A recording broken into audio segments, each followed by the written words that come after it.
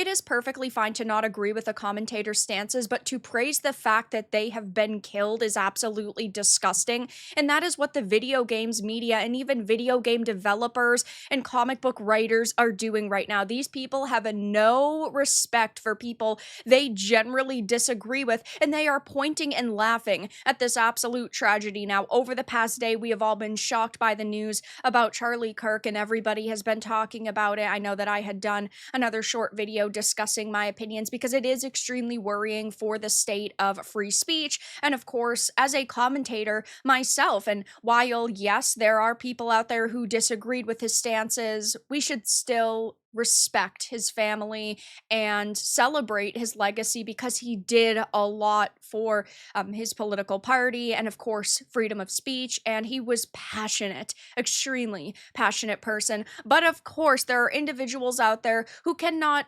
actually show a little bit of respect for another human being because there are people in the media and in the industry who are laughing at this, mocking at this, and saying, good, I'm glad that this happened, which is disgusting. So let's start off with this first example. DC Comics writer Gretchen Felker Martin mocks Charlie Kirk shooting and claims police aren't people. The shocking news that conservative activist Kirk was shot at a Utah event has reverberated across the country. One of the most disturbing responses came from inside the entertainment industry. This individual, a biological male who identifies as female and is currently writing a Red Hood comic book for DC Comics, openly mocked his death while also posting vile remarks about police officers, saying, "Thoughts and prayers, you NZ bitch. Hope the bullet's okay." After touching Charlie Kirk, these people are unhinged. They are disgusting. And for years, we have all tried so hard to separate the art from the artist because there are cases where people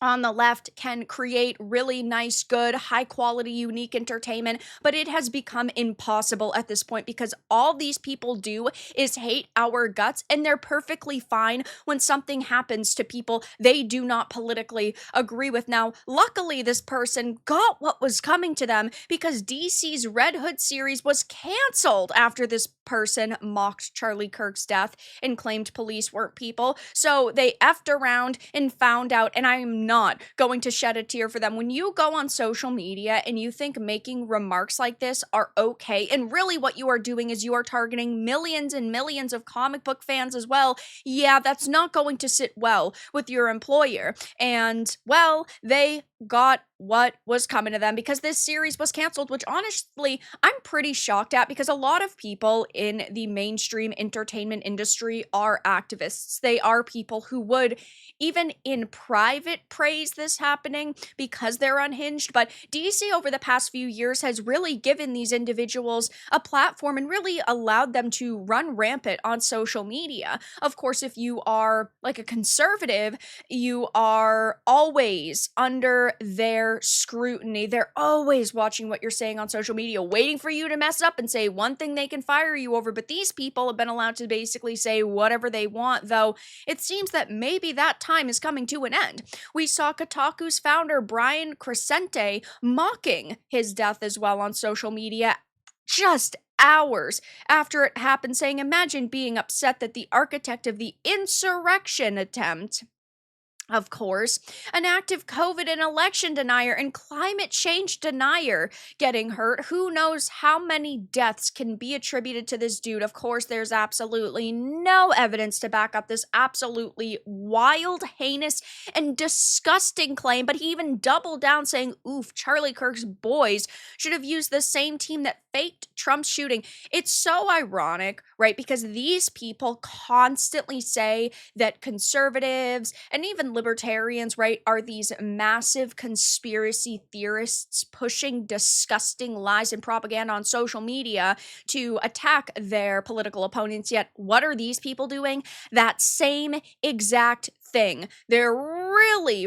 really mask offing right now. And of course, people are allowed to have their own opinions, and people are totally allowed to dislike Charlie Kirk's stances. That's not the problem if you were genuinely criticizing him over the years, but right now is not really the time to criticize his stances, and it's definitely not the time to basically be calling it a hoax and mocking the situation. Now, of course, it gets even worse because a couple of game journalists and DC writers attacking this situation and really mocking it isn't particularly shocking, but we also know that now I think Ghost of Yotei is going to be heavily boycotted because a Sucker Punch senior developer celebrated this absolutely terrible moment. So, of course, these people are over on Blue Sky and they've doubled down saying, oh my gosh, the Twitter users noticed me. I'm so happy.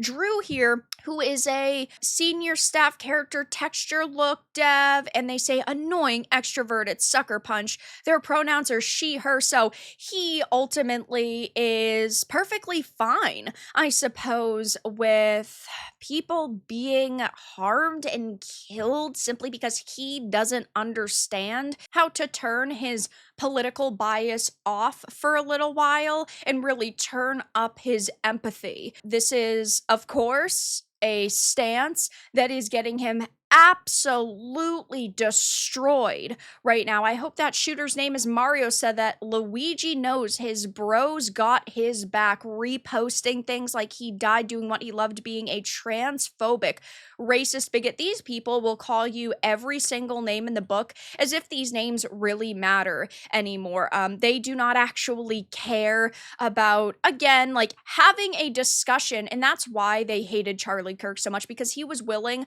to have discourse and debates and discussions on topics he felt passionately about. He wanted to try to change people's minds, but at the same time, if he couldn't change your mind, he respected that. He had said, I can't change your mind, but I genuinely hope you will actually come to terms with the truth in the future. And these people cannot fathom that, you know, their political opponents didn't want them harmed. So, you know, it's like they went even more wild because they don't get the responses they want out of people like Charlie Kirk, right? He never blew up at anybody or melted down at anybody. So they could never say that, oh my gosh, you know, he targeted us with so much hate and harassment. So now, even in death, they are targeting him. And, you know, with Ghost of Yotei only being roughly 3 weeks away, I definitely think that this is going to hurt the game sales. And honestly, it wouldn't surprise me if now they tried to delay it. I could see that happening over the next week, them saying, you know what, we need to backtrack, we need to get away from the situation, and I don't necessarily know if they're going to part with this person, but there are so many people on social media now saying there's absolutely no way I am going to support this game. And over the years, I've definitely tried my best to separate the art from the artist, but it has become virtually impossible at this point. Sucker Punch is in for a rude awakening, given this post has 3 million views, 50,000 likes, and thousands of comments. This is Drew Harrison, senior look dev and texture artist at Sucker Punch Productions, currently working on Yotei. She publicly marked Kirk's assassination, even making a tasteless Mario and Luigi joke, and then doubled down, mocking anybody upset with it, and not shocking at all. I wasn't planning on supporting this game, but now I'm planning on boycotting it. I will celebrate when I see the news of massive layoffs coming from this studio. There's also seemingly a number of game devs liking the post. Absolutely vile. Okay, I just can't defend game devs anymore. It's infected with the most vile people on the planet. I wasn't this way when I was in the industry. I've been saying it since Ghost of Yotei was first announced. This game is woke trash developed by unhinged activists. Now, I absolutely loved Tsushima. I thought that it was a phenomenal game, and that's why I was still mildly looking forward to this, because I figured, some of the game developers are still the same. Maybe Erika Ishii is a bit of an activist, but maybe that won't translate to the game.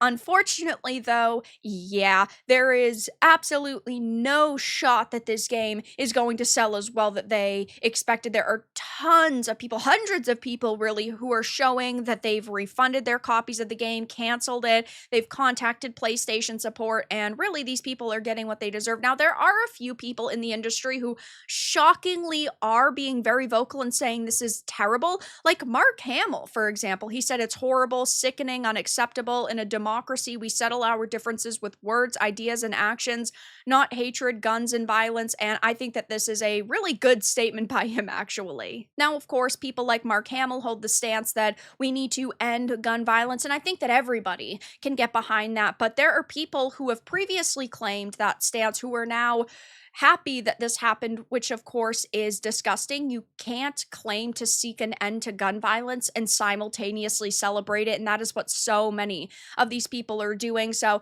I'll definitely be keeping my eye on this situation, but it is absolutely terrible that this has happened and that people can't be decent human beings for 5 freaking minutes and they are sitting here celebrating it. Video game journalists, video game developers, and people who really just are asking for their products to be boycotted in the future. But that's all that I really had to discuss in this video. Let everyone know your thoughts in the comments below.